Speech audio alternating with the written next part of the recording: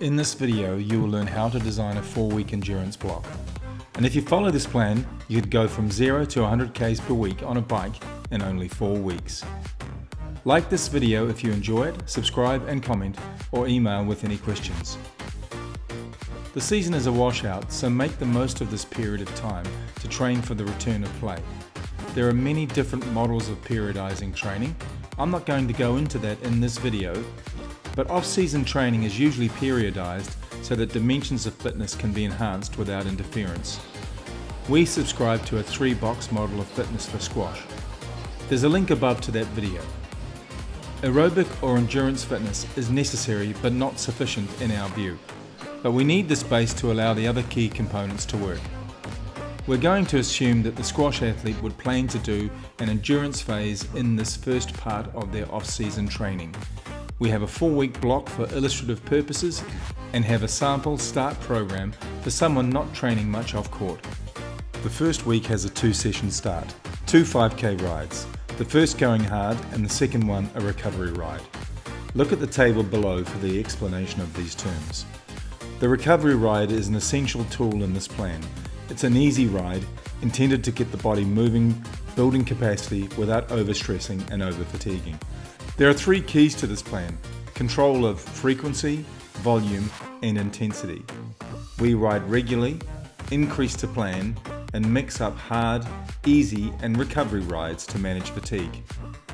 If you don't like riding or don't have access to a bike, we have a sample running plan coming up.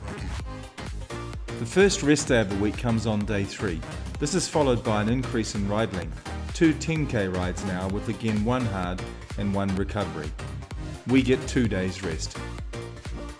Week 2 kicks off with 2 7k rides, again 1 hard and 1 recovery.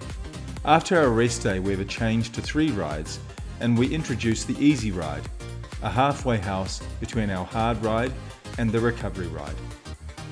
This theme continues for weeks 3 and 4 with increasing distance but the same structure to the week. If you're worried about boredom, we have some slides at the end that talk about options with that. The plan can be extended for more than 4 weeks, but at some point a deload week is required to refresh the body. Athletes used to riding can do more Ks at the start, just use these ratios on a higher starting point. Again, we have a slide at the end that covers ways to make the plan easier or harder. In this brief break for some squash, we see the panda cruising around the court 30 minutes into a good PSA match with Anthony Lipper. He's able to build a composed rally, making mostly good decisions deep into the set thanks to some quality conditioning at the back end of 2019.